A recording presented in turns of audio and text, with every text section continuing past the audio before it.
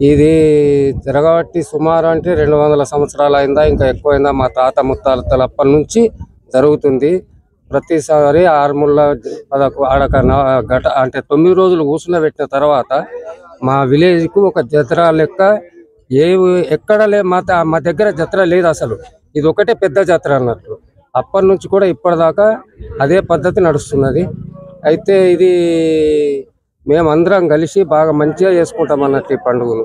ఇంతకుముందు లాగా కాకుండా ఇప్పుడు అందరం కలిసి మంచిగా చేసుకుంటున్నాం అన్నట్లు. మేము ఆర్మూరు వాళ్ళు తీసుకొచ్చి మాకిస్తారు.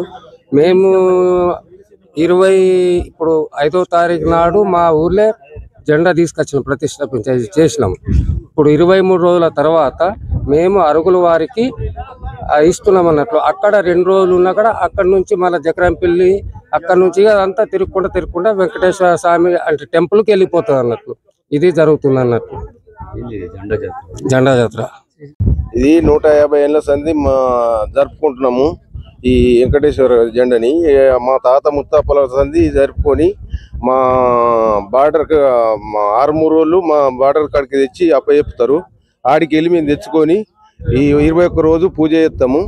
21 రోజు అయినాక ఇక్కడికి తెచ్చి అరుగులలో వచ్చి తీసుకెళ్తారు. ఉత్సవాలు ఎవరు ఆధ్వర్యంలో జరుగుతాయి? ఈ యొక్క వీడిసి సర్వసమాజ ఆధ్వర్యంలో నడుస్తుంది. ప్రతి సంవత్సరంకు ఒక బాడీ కొత్తగా దిగిపోతారు, ఎక్కుతారు. వీడిసి ఆధ్వర్యంలోనే నడుస్తుంది. నూతన వీడిసి ఆధ్వర్యంలో ఉత్సవాలు జరుపుకుంటున్నాం. ప్రతి సంవత్సరం ఈ పండుగ జరుపుకుంటాం. జెండా బాలాజీ జాతర మా తాతల నుంచి వస్తుంది. వెంకటేశ్వర జాతర 150 సంవత్సరాల నుంచి. అంకాపూర్లో ఆర్మూరు వాళ్ళు మాకు అప్పగిస్తారు. 21 రోజు ఇక్కడ పూజలు నిర్వహిస్తాం.